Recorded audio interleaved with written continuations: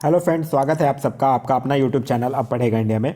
आज हम लोग इस वीडियो में देखेंगे, जैसा कि आप लोगों ने थंबनेल पे देख रखा है, कि एक बुक पब्लिश हुई है घटना चक्र पब्लिकेशन के द्वारा। घटना चक्र पब्लिकेशन की बुक के इम्पोर्टेंस के बारे में आप लोग भली भांति परिचित होंगे कि घटना चक्र का जो बुक है वो कितना इम्पॉर्टेंट होता है। तो बिहार दरोगा के क्रम में घटना चक्र का यह एक बुक है जिसमें कि प्रीवियस ईयर के क्वेश्चन जो पुलिस अवर निरीक्षक और प्रारक्षी अवर निरीक्षक के प्रश्न पत्र को शामिल किया गया है। उसी बुक से आज हम लोग बिहार एसआई प्रारंभिक परीक्षा 2021 में जो 26/12/2021 को जो परीक्षा हुई थी उसी परीक्षा को हम लोग इसमें देखेंगे। एक चीज़ ध्यान रखिएगा, क्योंकि प्रीवियस ईयर क्वेश्चन जो है वो बहुत ज़्यादा इंपॉर्टेंट है। इसी से आप लोगों को एक एग्ज़ाम में क्वेश्चन के लेवल का पता चलता है, इसलिए प्रीवियस ईयर का क्वेश्चन जो है वो आगामी एग्जाम्स के लिए काफ़ी महत्वपूर्ण साबित होगा। इसका अगर आप लोगों को पीडीएफ चाहिए तो पीडीएफ के लिए वीडियो के दिए गए डिस्क्रिप्शन लिंक से जाकर टेलीग्राम ग्रुप ज्वाइन कर सकते हैं, या फिर टेलीग्राम में जाकर सर्च कर सकते हैं अब पढ़ेगा इंडिया। वहाँ जाकर जो ग्रुप आएगा उसको ज्वाइन कर लीजिए, वहाँ इसका पीडीएफ जो है वो प्रोवाइड करवा दिया जाएगा।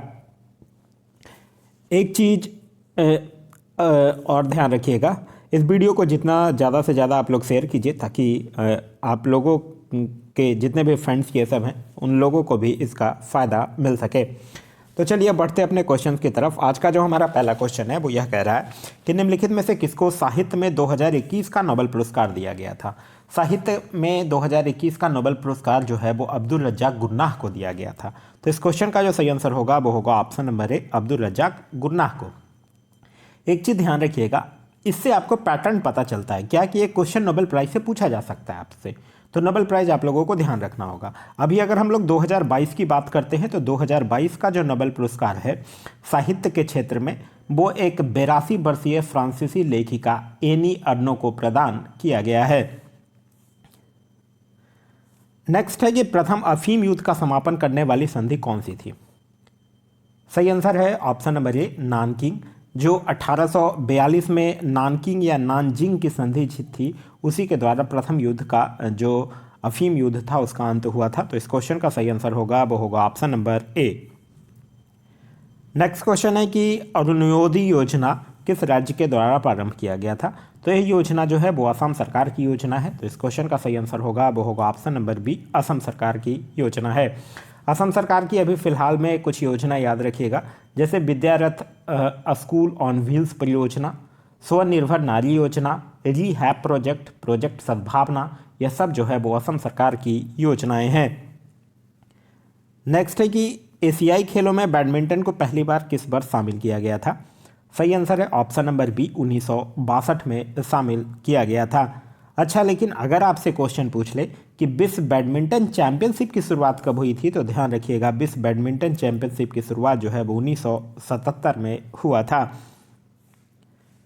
नेक्स्ट है कि एंकर शब्दावली का उपयोग जो है वो किस में किया जाता है। तो एंकर शब्द का जो उपयोग है वो रिले रेस से संबंधित है। तो इस क्वेश्चन का जो सही आंसर होगा वो होगा option number B, relay race से। नेक्स्ट है कि चेन मेंग जो है वो किस स्पर्धा की चैंपियन खिलाड़ी हैं। चेन मेंग जो है वो चाइना की खिलाड़ी हैं, नाम से ही क्लियर हो रहा है, यह चाइना की टेबल टेनिस की खिलाड़ी हैं। तो इस क्वेश्चन का जो सही आंसर होगा वो होगा option number C, table tennis. Next है कि किरचॉफ का धारा नियम जो है वो ब्लैंक संरक्षण पर आधारित है, जबकि किरचॉफ का वोल्टेज नियम किसके संरक्षण पर आधारित है। तो आप लोगों को पता होगा कि जो किरचॉफ का धारा नियम होता है वो आवेश संरक्षण पर आधारित होता है, और किरचॉफ का जो वोल्टेज नियम जो होता है वो ऊर्जा संरक्षण पर आधारित होता है। तो इस क्वेश्चन का जो सही आंसर होगा वो होगा ऑप्शन नंबर सी, आवेश और ऊर्जा। नेक्स्ट है कि फिट मोबाइल एप्लीकेशन निम्नलिखित में से किस मंत्रालय के द्वारा शुरू किया गया था। आप लोगों ने एक पढ़ा होगा फिट इंडिया मूवमेंट चलाया गया था, वही फिट इंडिया मूवमेंट की दूसरी वर्षगांठ के अवसर पर फिट मोबाइल एप्लीकेशन जो है वो युवा कार्यक्रम और खेल मंत्रालय के द्वारा लॉन्च किया गया था। तो इस क्वेश्चन का जो सही आंसर होगा वो होगा ऑप्शन नंबर ए, खेल कूद मंत्रालय। नेक्स्ट है कि हर्षवर्धन के साम्राज्य की राजधानी थी। तो हर्षवर्धन के साम्राज्य की राजधानी थी कन्नौज। तो इस क्वेश्चन का सही आंसर होगा वो होगा ऑप्शन नंबर ए, कन्नौज। हर्षवर्धन से याद रखिएगा, हर्षवर्धन को भारत का अंतिम हिंदू सम्राट भी कहा गया है। चीनी यात्री था एक हेनसोंग, जो भी हर्षवर्धन के शासनकाल में ही भारत आया था, और प्रियदर्शिका रूनावली तथा नगानंद नामक 3 संस्कृत नाटक ग्रंथों की रचना जो है वो हर्षवर्धन के द्वारा ही किया गया था। नेक्स्ट है कि निम्न में से किस कंपनी ने वर्ष 1983 में ह्यूमिलिन का विक्रय मतलब बेचना शुरू कर दिया था। देखिए एक्चुअली ह्यूमिलिन जो है वो एक मानव इंसुलिन होता है और यह एक अमेरिकी कंपनी है एली लिली, उसके द्वारा किया गया था। तो इस क्वेश्चन का जो सही आंसर होगा वो होगा ऑप्शन नंबर ए। नेक्स्ट है कि निम्नलिखित में से ए प्रॉमिस लैंड पुस्तक के लेखक कौन है। तो ये प्रॉमिस लैंड जो है वो बराक ओबामा के द्वारा लिखी गई एक पुस्तक है। तो इस क्वेश्चन का जो सही आंसर होगा वो होगा option number B, Barack Obama. Next है कि सोनार जो है वो संक्षिप्तीकरण है। सोनार का फुल फॉर्म होता है साउंड नेविगेशन एंड रेंजिंग, जिसका प्रयोग जो है वो प्रायः नाविकों के द्वारा किया जाता है, जिसमें परासर्व तरंगों का उपयोग होता है। तो इस क्वेश्चन का जो सही आंसर होगा वो होगा option number D, sound navigation और रेंजिंग। आगे देखिए बीच में 4-5 क्वेश्चंस आप लोगों को पता ही होगा कि मैथ या रीजनिंग का मिलता है, तो उसका ये क्वेश्चन था और इसका सॉल्यूशन जो है वो पीडीएफ में अटैच्ड है। आप लोग जब पीडीएफ टेलीग्राम से इसका प्राप्त करेंगे तो उसका आंसर जो है वो इसमें प्राप्त होगा। निम्न में से पानी में कौन सी धातु जो है वो मिनमाता रोग का कारण बनती है। एक्चुअली देखिए मिनमाता रोग जो होता है वो पारा संक्रमण के कारण होता है, जो मुख्यतः पारा संदूषित मछली के सेवन से होता है। तो इस क्वेश्चन का जो सही आंसर होगा वो होगा ऑप्शन नंबर इसी में था, पारा। नेक्स्ट है कि गंधार कला शैली जो है वो समन्वय है। तो गंधार कला शैली जो है वो भारतीय और ग्रीक कला का समन्वय है। तो इस क्वेश्चन का जो सही आंसर होगा वो होगा ऑप्शन नंबर डी, भारतीय और ग्रीक कला का। इस शैली का विकास जो है वो कनिष्क के शासनकाल में हुआ था और गंधार कला के लिए जो तक्षशिला है वो प्रसिद्ध है। नेक्स्ट है कि भारत की प्रथम सौर ऊर्जा संचालित टेक्सटाइल मिल जो है वो कहाँ निर्माण की जाएगी। तो यह जो है वो परभनी महाराष्ट्र में निर्माण किया गया है इसका। तो इस क्वेश्चन का जो सही आंसर होगा वो होगा ऑप्शन नंबर ए, महाराष्ट्र के परभनी में जो Jai Bhavani women's cooperative textile mill था, उसी के द्वारा देश की पहली सौर ऊर्जा संचालित मिल की स्थापना जो है वो की गई है। एक चीज़ ध्यान रखिएगा, अभी जैसे सौर ऊर्जा से क्वेश्चन पूछा गया है, तो अभी रिसेंटली में आप लोग ध्यान रख सकते हैं कि भारत का पहला 24/7 सौर ऊर्जा संचालित गांव जो है वो किसे घोषित किया गया है। तो वो जो है वो मेढारा गांव है एक गुजरात का, उसको घोषित किया गया है। नेक्स्ट है कि भारत में चाय उत्पादन में प्रथम स्थान किस राज्य का है। देखिए चाय की अगर बात करते हैं तो सबसे ज़्यादा चाय का उत्पादन करता है चीन, और राज्यों में अगर बात करते हैं तो असम, और जगह में अगर बात करते हैं तो दार्जिलिंग। ठीक है, यहाँ आपसे राज्य पूछा है तो आपका सही आंसर जो होगा वो होगा option number B, Assam. Assam से एक चीज़ और याद रखिएगा, असम जो है वो प्राकृतिक गैस के भी उत्पादन में भारत में प्रथम स्थान पे है। नेक्स्ट है कि निम्न नाभिकीय क्षय में उत्सर्जित कणों का क्रम क्या है। एक नाभिकीय क्षय दिया गया है, इसमें उत्सर्जित कणों का क्रम आपसे पूछ रहा है। तो उत्सर्जित कणों का जो सही क्रम होगा वो होगा बीटा, अल्फा और गामा। तो इस क्वेश्चन का जो सही आंसर होगा वो होगा ऑप्शन नंबर डी। नेक्स्ट है कि अंतर जातीय विवाह को प्रोत्साहन करने के लिए उड़ीसा सरकार ने निम्न में से कौन सा वेब पोर्टल जो है वो प्रारंभ किया है। तो कौन सा वेब पोर्टल प्रारंभ किया है, उसका नाम है सुमंगलम। तो इस क्वेश्चन का जो सही आंसर होगा वो होगा ऑप्शन नंबर ए, सुमंगल पोर्टल। अभी अगर उड़ीसा की बात करते हैं तो उड़ीसा सरकार से याद रखिएगा, अभी के टाइम में क्वेश्चन आपसे पूछा जा सकता है, रक्षक पहल जो है वो उड़ीसा सरकार के द्वारा शुरू किया गया है, और एक योजना है घर पर पोषण योजना। क्या है, घर पर पोषण योजना, यह भी जो है वो उड़ीसा सरकार के द्वारा शुरू किया गया है। नेक्स्ट है कि भारतवर्ष में जल प्रदूषण निरोध एवं नियंत्रण अधिनियम किस वर्ष में पारित किया गया है। तो यह जो है वो 1974 में पारित किया गया है। तो इस क्वेश्चन का जो सही आंसर होगा वो होगा ऑप्शन नंबर डी, 1974 में। नेक्स्ट है कि निम्नलिखित में से किसे हिंदी साहित्य में उनके योगदान के लिए ज्ञानपीठ पुरस्कार से सम्मानित किया गया है। कृष्णा सौबती को किस लिए दिया गया है, हिंदी के लिए ही दिया गया है ज्ञानपीठ पुरस्कार। तो आपका सही आंसर ऑप्शन नंबर ए होगा।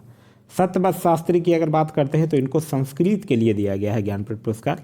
रघुवर चौधरी को गुजराती के लिए दिया गया है, और इंदिरा गोस्वामी को असमी साहित्य के लिए दिया गया है। ज्ञानपीठ पुरस्कार की अगर बात करते हैं तो ध्यान रखिएगा, अभी रिसेंटली 57वां ज्ञानपीठ पुरस्कार दिया गया है 2021 में, जो एक कोंकणी उपन्यासकार हैं जिनका नाम है दामोदर मौजे। क्या नाम है, दामोदर मौजे नाम है, इनको ज्ञानपीठ पुरस्कार से सम्मानित किया गया है। नेक्स्ट है कि 33वां 2024 ओलंपिक खेलों की मेज़बानी किसके द्वारा की जाएगी। तो 33वां 2024 ओलंपिक खेलों की मेज़बानी जो है वो पेरिस के द्वारा किया जाएगा। तो इस क्वेश्चन का सही आंसर होगा वो होगा ऑप्शन नंबर सी, पेरिस। साथ ही साथ आप लोग याद रखिएगा 34वां जो होगा वो 2028 में होगा और लॉस एंजलिस अमेरिका में होगा। 35वां की अगर बात करते हैं तो यह 2032 में होगा और ये कहाँ होगा, ये होगा ब्रिस्बेन में होगा। नेक्स्ट है कि भारत में संघीय न्यायालय की स्थापना जो है वो किस अधिनियम या रिपोर्ट के द्वारा की गई है। संघीय न्यायालय की स्थापना जो है वो भारत सरकार अधिनियम 1935 के तहत किया गया है। तो इस क्वेश्चन का सही आंसर होगा वो होगा ऑप्शन नंबर डी, भारत सरकार अधिनियम 1935। भारत सरकार अधिनियम 1935 के तहत भारत परिषद का अंत भी किया गया, बर्मा को भारत से अलग भी किया गया, रिजर्व बैंक ऑफ इंडिया की भी स्थापना की गई, केंद्र में द्वैध शासन की स्थापना भी किया गया। इस अधिनियम में 321 अनुच्छेद थे, 10 अनुसूची थी और प्रस्तावना का अभाव था। नेक्स्ट है कि कुतुब मीनार के प्रवेश द्वार को जाना जाता है। तो कुतुब मीनार का प्रवेश द्वार जो है वो अलाई दरवाज़ा है, जो कि कुतुब मीनार का दक्षिणी प्रवेश द्वार है। तो इस क्वेश्चन का सही आंसर होगा वो होगा ऑप्शन नंबर सी, अलाई दरवाज़ा। अलाई दरवाज़ा का निर्माण जो है वो अलाउद्दीन खिलजी के द्वारा करवाया गया था। वहीं कुतुब मीनार की अगर बात करते हैं तो ये तो आप लोगों को पता ही होगा, कुतुबुद्दीन ऐबक के द्वारा करवाया गया था, जो कि फिर बाद में इल्तुतमिश के द्वारा पूरा करवाया गया था। नेक्स्ट है कि अशोक चक्र शौर्य पुरस्कार किस वर्ष में स्थापित किया गया था। देखिए, अशोक चक्र शौर्य पुरस्कार जो है वो भारत सरकार 1952 में 3 शौर्य पुरस्कार जो है वो स्थापित किए थे, जिसका नाम था क्लास 1, क्लास 2 और क्लास 3। ठीक है। फिर 1967 में जाकर क्या हुआ था कि इसका नाम बदल करके अशोक चक्र, कीर्ति चक्र और शौर्य चक्र जो है वो कर दिया गया था। नेक्स्ट है कि पुस्तक हैप्पीनेस ऑल अराउंड के लेखक कौन है। तो पुस्तक हैप्पीनेस ऑल अराउंड के लेखक हैं अभिजीता गुप्ता। तो इस क्वेश्चन का जो सही आंसर होगा वो होगा option number B, Abhijita Gupta. Next question है हमारा question number 28। Question number 28 maths का क्वेश्चन है और इसका आंसर जो है वो इसमें अटैच्ड है। नेक्स्ट क्वेश्चन कह रहा है कि सांची स्तूप जो है वो मूल रूप से किस मौर्य शासक के द्वारा बनवाया गया था। तो सांची स्तूप जो है वो मूल रूप से किसके द्वारा बनवाया गया था, अशोक के द्वारा बनवाया गया था। तो इस क्वेश्चन का सही आंसर होगा वो होगा ऑप्शन नंबर सी, अशोक।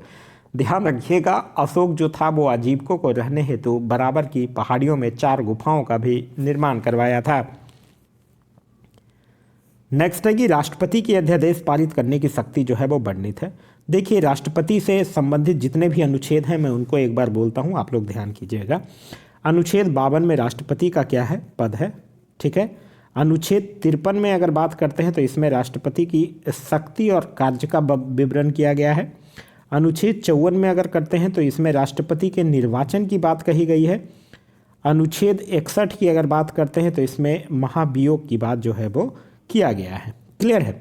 और इसके अलावा अनुच्छेद 72 की अगर बात करते हैं तो 72 में क्या है, क्षमादान है। अनुच्छेद 85 में क्या है, अनुच्छेद 85 में प्रधानमंत्री की सलाह पर लोकसभा विघटन कर सकता है राष्ट्रपति।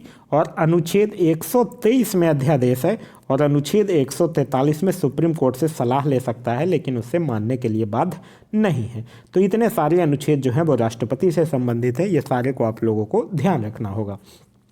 तो इस क्वेश्चन का सही आंसर होगा वो होगा ऑप्शन नंबर ए, अनुच्छेद 123 में।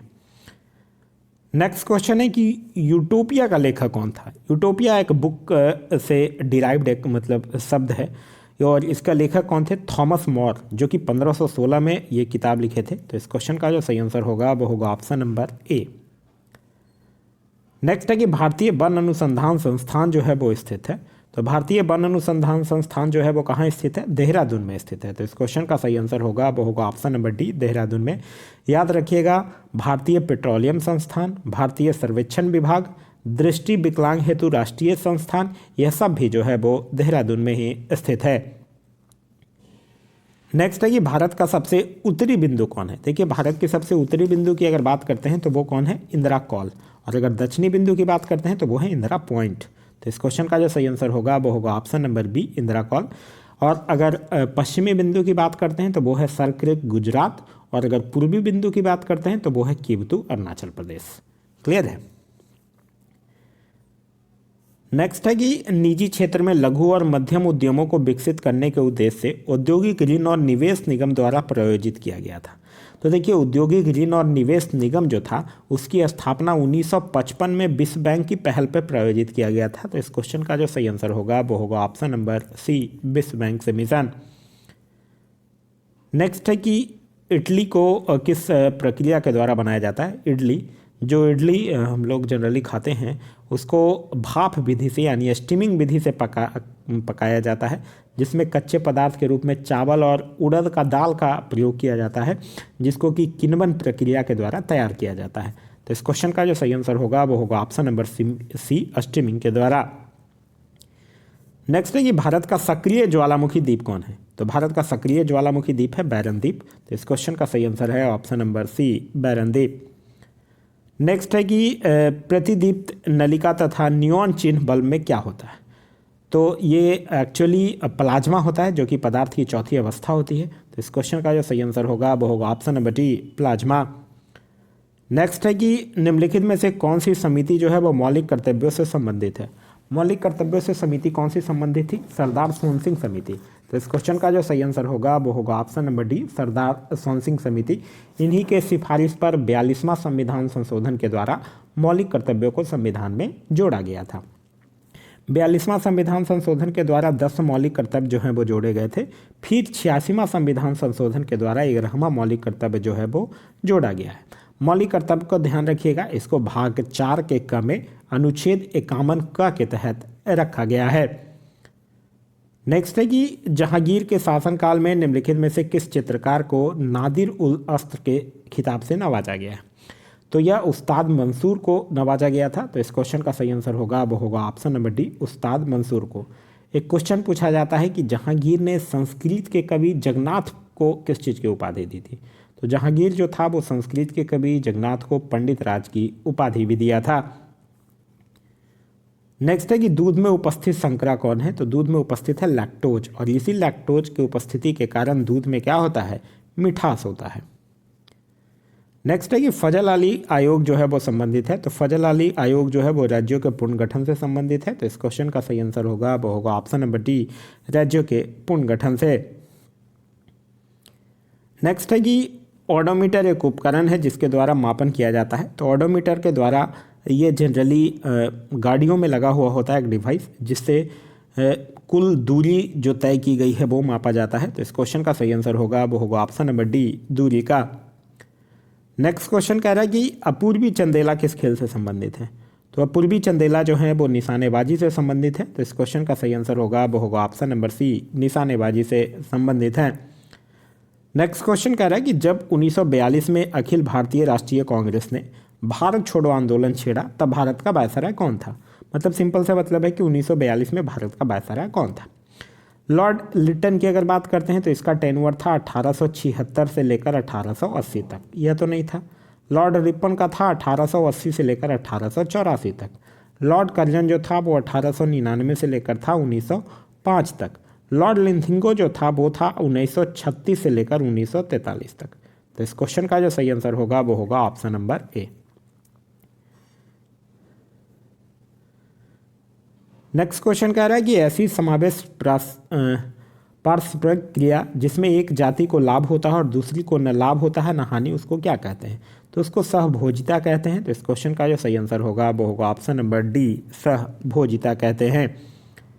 नेक्स्ट है निम्नलिखित में से किस से रामसार अभिसमय यानी रामसार कन्वेक्शन संबंधित है। तो रामसार कन्वेक्शन जो है वो आर्द्र भूमि के संरक्षणों से संबंधित है। तो इस क्वेश्चन का सही आंसर होगा वो होगा ऑप्शन नंबर डी, आर्द्र भूमि के संरक्षण से। अच्छा, एक क्वेश्चन अगर आपसे पूछा जाए कि भारत में सर्वाधिक रामसार स्थल किस राज्य में है, तब आपका आंसर जो होगा वो होगा तमिलनाडु, जहाँ की 14 रामसार साइट है। नेक्स्ट है कि मराठा शासक छत्रपति शिवाजी की राजधानी का नाम क्या था। तो आप लोगों ने पढ़ा होगा कि 1656 ईस्वी में शिवाजी जो थे वो रायगढ़ को अपनी राजधानी बनाए थे। तो इस क्वेश्चन का जो सही आंसर होगा वो होगा ऑप्शन नंबर ए, रायगढ़ को अपनी राजधानी बनाए थे। छत्रपति शिवाजी से एक इम्पॉर्टेंट क्वेश्चन पूछा जाता है कि 1665 में एक पुरंदर की संधि हुई थी जो जयसिंह और शिवाजी के बीच हुई थी। नेक्स्ट है कि सौर सेल बनाने में प्रयुक्त किए जाने वाला तत्व कौन सा है। तो सौर सेल बनाने में प्रयुक्त किए जाने वाला जो तत्व है वो है सिलिकॉन। तो इस क्वेश्चन का जो सही आंसर होगा वो होगा option number C, silicon. Silicon का एटॉमिक नंबर होता है 14 और यह पृथ्वी पर ऑक्सीजन के बाद सबसे अधिक पाए जाने वाला तत्व भी है। नेक्स्ट है कि निम्नलिखित में से कौन सी तेज हिमीकरण विधि है जिसमें तरल नाइट्रोजन या कार्बन डाइऑक्साइड का उपयोग किया जाता है। तो यह किया जाता है स्प्रे फिजिंग में, जिसको कि हम लोग क्रायोजेनिक फिजिंग भी कहते हैं। तो इस क्वेश्चन का जो सही आंसर होगा वो होगा option number D. Next question कह रहा है कि किस संगठन ने इसरो के लिए C32LH2 क्रायोजेनिक प्रोंदक टैंक जो है वो विकसित किया है। तो यह किसने किया है, HAL यानी कि हिंदुस्तान एरोनॉटिक्स लिमिटेड के द्वारा किया गया था। तो इस क्वेश्चन का सही आंसर होगा वो होगा ऑप्शन नंबर सी। HAL की स्थापना हुई है 1940 में और इसका हेडक्वार्टर जो है वो है बेंगलुरु में। नेक्स्ट है कि एक खास श्रृंखला में निम्नलिखित में से सर्वाधिक संख्या किसकी होती है। तो एक खास श्रृंखला में सर्वाधिक संख्या जो होती है वो अपघटक का होता है। तो इस क्वेश्चन का सही आंसर होगा वो होगा ऑप्शन नंबर डी, अपघटक, जिसको कि प्रकृति का सफाई कर्मी भी कहा जाता है। नेक्स्ट है कि आज तक प्रदान किए गए परमवीर चक्र पुरस्कारों की कुल संख्या कितनी है। तो देखिए अभी तक कुल 21 व्यक्तियों को परमवीर चक्र पुरस्कार दिया गया है और अंतिम बार यह पुरस्कार जो था वो 1999 में दिया गया था। तो इस क्वेश्चन का जो सही आंसर होगा वो होगा ऑप्शन नंबर ए, 21। नेक्स्ट है कि इनमें से एक आवश्यक अमीनो एसिड है। तो लुइसिन जो है वो एक आवश्यक अमीनो एसिड है। तो इस क्वेश्चन का सही आंसर होगा वो होगा ऑप्शन नंबर बी। नेक्स्ट है कि निम्नलिखित में से कौन जो है वो भारत में जाति प्रथा की विशेषता नहीं है। जाति जन्म से निर्धारित होती है, बिल्कुल सही है। विवाह समूह के सदस्यों में ही हो सकता है, बिल्कुल सही है। विवाह समूह के सदस्यों के बाहर ही हो सकता है, ये गलत है। क्योंकि देखिए भारतीय जाति व्यवस्था में विवाह जो है वो जाति के बाहर नहीं हो सकता है। जाति का निर्धारण जो है वो जन्म से ही होता है। तो इस क्वेश्चन का सही आंसर होगा वो होगा ऑप्शन नंबर सी। नेक्स्ट है कि एलर्जन के विरुद्ध उत्पादित सबसे प्रचुर मात्रा में एंटीबॉडी क्या है। तो ये है ये ऑप्शन नंबर ए। तो इस क्वेश्चन का सही आंसर होगा वो होगा ऑप्शन नंबर ए और इसका उत्पादन जो है वो प्लाज्मा कोशिका में होता है। नेक्स्ट है कि कोशिका द्रव, क्लोरोप्लास्ट और माइटोकॉन्ड्रिया के राइबोसोम क्रमशः है। तो ये 80 70 70 होगा। तो इस क्वेश्चन का सही आंसर होगा वो होगा option number B. Next question है क्वेश्चन नंबर 58। क्वेश्चन नंबर 58 कह रहा है कि भारत में फ्यूचर इंजीनियरिंग प्रोग्राम किसके द्वारा शुरू किया गया है। तो भारत में फ्यूचर इंजीनियरिंग प्रोग्राम जो है वो अमेजन के द्वारा शुरू किया गया था 2021 में। तो इस क्वेश्चन का सही आंसर होगा वो होगा option number B, Amazon. Amazon की स्थापना हुई है 1994 में। इसके फाउंडर जो हैं वो हैं जेफ बेजोस और अभी तत्कालीन जो CEO हैं उनका नाम है एंडी जेसी।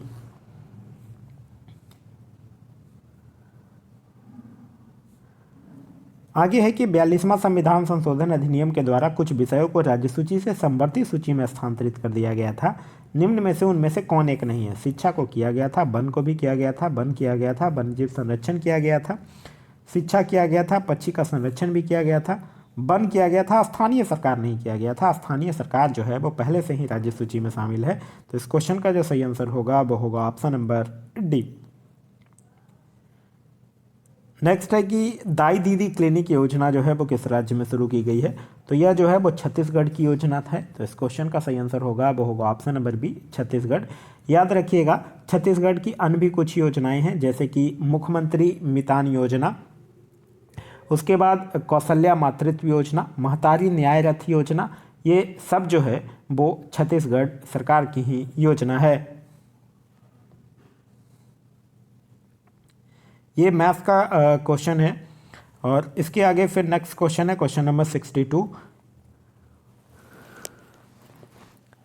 आगे है कि सप्त क्रांति की अवधारणा को प्रतिपादित किया गया था। तो सप्त क्रांति की अवधारणा को प्रतिपादित किया गया था राम मनोहर लोहिया के द्वारा। राम मनोहर लोहिया जो थे वो एक प्रसिद्ध समाजवादी नेता थे और इन्होंने समाज के उत्थान के लिए सप्त क्रांति की अवधारणा भी दी थी। एक चीज़ ध्यान रखिएगा, इनकी कुछ प्रमुख पुस्तकें हैं जैसे कि wheel of history, marks, Gandhi and socialism, guilty man of India, partition, ये सब जो है वो राम मनोहर लोहिया के द्वारा कुछ लिखी गई प्रसिद्ध पुस्तक है।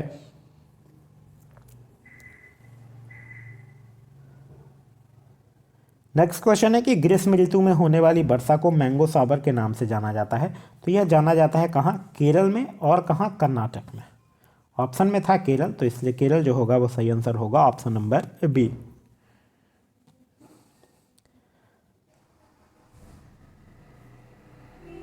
आगे है कि छोटे उपग्रहों को प्रक्षेपित करने वाला देश का दूसरा अंतरिक्ष केंद्र जो है वो विकसित किया जा रहा है। तो यह जो है वो तमिलनाडु राज्य के तूतीकोरिन में विकसित किया गया है। तो इस क्वेश्चन का जो सही आंसर होगा वो होगा option number B, Tamil Nadu. Next है कि गंगकोट चोलपुरम के संस्थापक कौन थे? तो गंगकोट चोलपुरम के संस्थापक थे राजेंद्र प्रथम, जो कि चोल साम्राज्य का एक शासक था।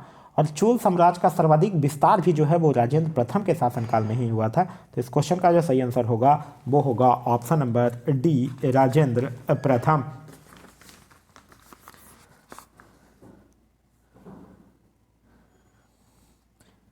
नेक्स्ट है कि नाभिकीय रिएक्टर में वह घटक जो श्रृंखला अभिक्रिया को नियंत्रित करता है।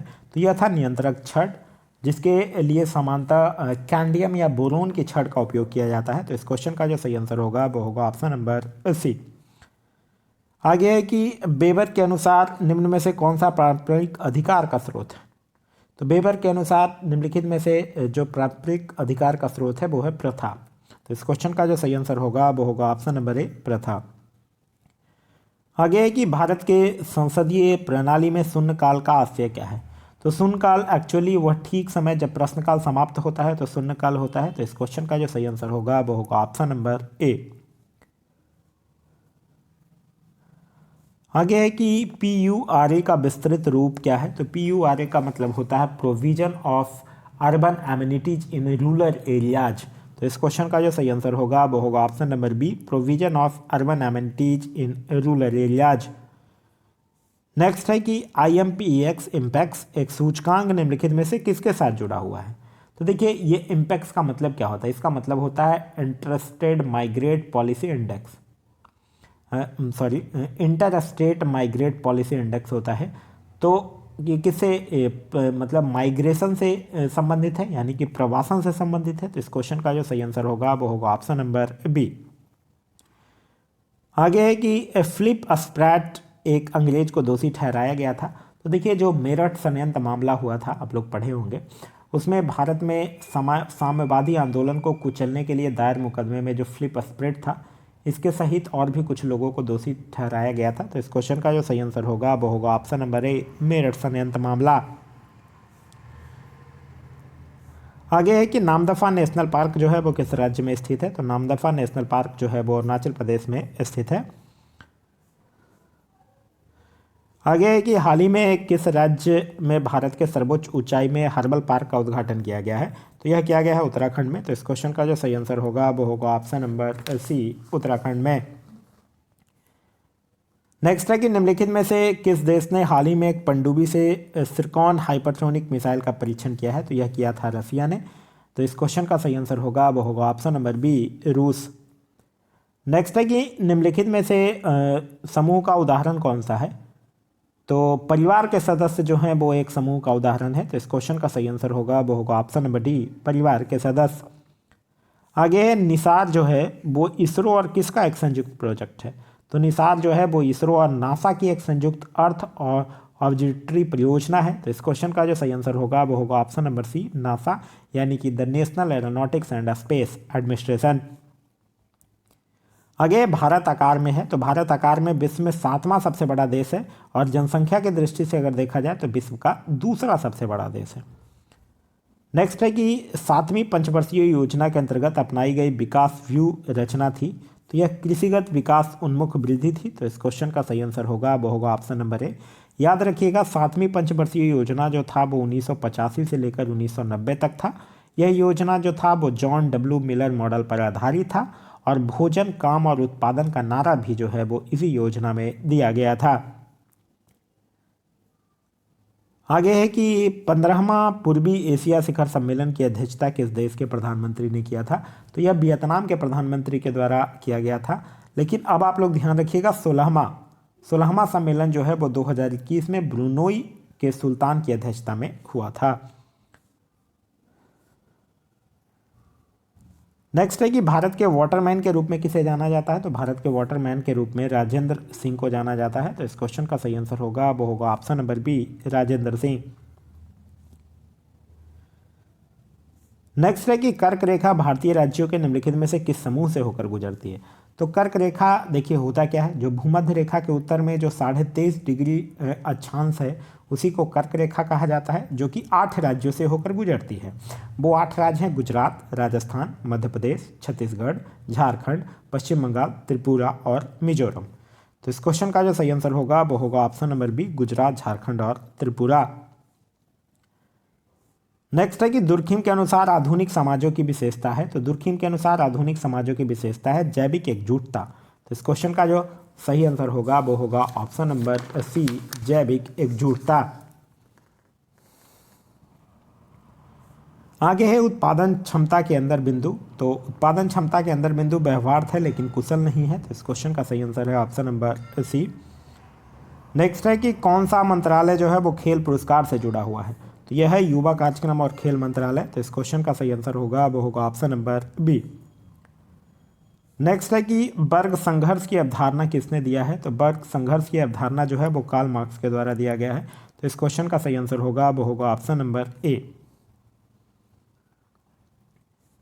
नेक्स्ट है कि कटी जलीय एवं कच्ची सतहों पर कौन से सूक्ष्म जीवी पनपते हैं। तो इसको बोला जाता है अस्टोफाइलोकोकाई। तो इस क्वेश्चन का जो सही आंसर होगा वो होगा ऑप्शन नंबर डी।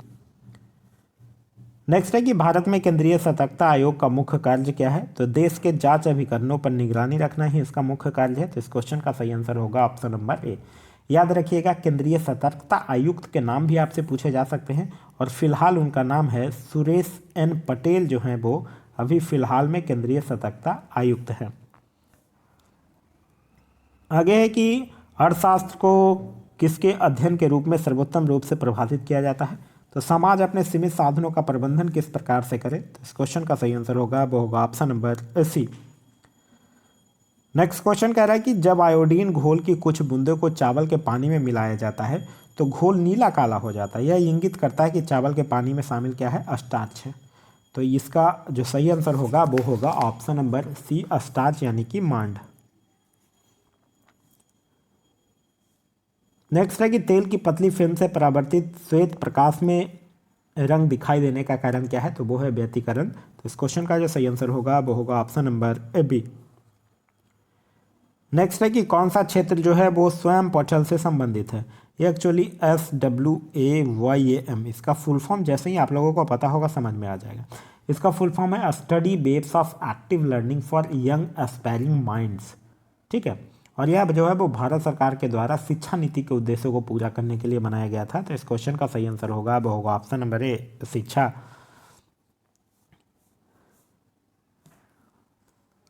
आगे कह रहा है कि मुखोन्मुख अंतक्रिया के संदर्भ में मानव व्यवहार के अध्ययन को क्या कहा जाता है। तो यह बेस्ट समाजशास्त्र कहा जाता है। तो इस क्वेश्चन का सही आंसर होगा वो होगा ऑप्शन नंबर बी। किस दिन को विश्व कैंसर दिवस के रूप में मनाया जाता है। तो विश्व कैंसर दिवस जो है वो 4 फरवरी को मनाया जाता है। आगे है कि पुरुषों के चक्का डिस्कस का वजन होता है। तो अगर पुरुषों का डिस्कस थ्रो में जो डिस्क होता है उसका वजन पूछे तो 2 kg, और अगर महिलाओं का पूछे तो 1 kg। तो इस क्वेश्चन का सही आंसर होगा वो होगा option number B, 2 kilogram. Next है कि 2001 के जनगणना के अनुसार भारत की जनसंख्या कितनी है। सॉरी, 2001 के जनगणना पूछा, 2011 की जनगणना नहीं पूछा। 2011 की जनगणना तो है 1/21/08/54/977। इतना है भारत की जनगणना है 2011 के अनुसार, इतनी आबादी है। और भारत की कुल जनसंख्या जो है वो विश्व की कुल जनसंख्या का 17.5% है। ये तो है 2011 की जनगणना के अनुसार। आपसे 2001 के जनगणना पूछा तो 2001 के जनगणना के अनुसार है 1,028,737,436, इतना है। ये लगभग देखा जाए तो 1029 मिलियन के बराबर होगा। तो इस क्वेश्चन का जो सही आंसर होगा वो होगा ऑप्शन नंबर डी। नेक्स्ट है कि क्वाड में कौन से 4 देश जो है वो सम्मिलित हुए हैं। तो क्वाड में अमेरिका हुआ, जापान हुआ, भारत हुआ, ऑस्ट्रेलिया हुआ है। तो इस क्वेश्चन का सही आंसर होगा वो होगा option number D. Next question कह रहा है कि भारत के किस राज्य में कटी बिहू महोत्सव आयोजित किया जाता है। तो यह असम में किया जाता है। तो इस क्वेश्चन का सही आंसर है option number B, Assam. Next है कि पेले जो है वो किस खेल के प्रसिद्ध खिलाड़ी हैं। तो पेले जो है वो ब्राज़ील के प्रसिद्ध एक फुटबॉलर है। तो इस क्वेश्चन का सही आंसर होगा वो होगा ऑप्शन नंबर बी। अभी ध्यान रखिएगा, हाल ही में 29 दिसंबर 2022 को इनकी मृत्यु भी हो गई है। तो यह था हमारा आज का वीडियो। आज का वीडियो कैसा लगा आप लोग कमेंट करके बताइएगा। नेक्स्ट वीडियो में आप लोगों को बिहार एसआई मुख्य परीक्षा 2021 जिसकी ये परीक्षा तिथि 24/4/2022 को हुआ है, उसका क्वेश्चन मैं आप लोगों के लिए लेकर आऊँगा। इसके अलावा ये वीडियो आप लोगों को कैसा लगा कमेंट करके ज़रूर बताइएगा। साथ ही साथ इस वीडियो से कुछ सीखने के लिए मिला तो एक लाइक ज़रूर कर दीजिएगा। अभी तक आप इस चैनल पर नए हैं या चैनल को सब्सक्राइब नहीं किए हैं तो चैनल को सब्सक्राइब कर लीजिए और साथ ही साथ बेल आइकन दबा लीजिए ताकि हमारे सारे वीडियो के नोटिफिकेशन आपको मिलते रहें। Thanks for watching.